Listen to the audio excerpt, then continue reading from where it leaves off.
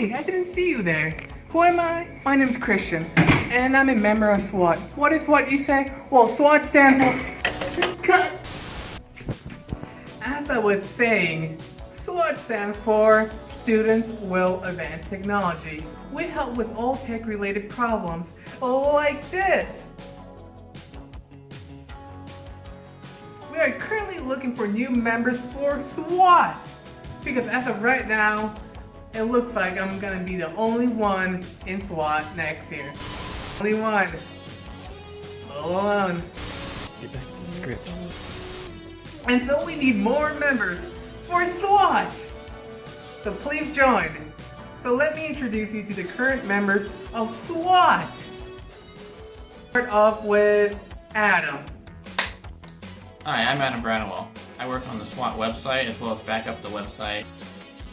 Wasn't that amazing? Now let's go to Becca.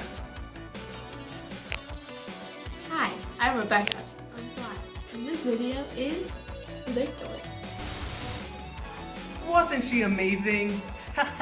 Now let's cut to Donovan. Hey, I'm Donovan, one of the founding members of SWAT. I helped put together the website. Wasn't Donovan great? Now let's cut to Ryan.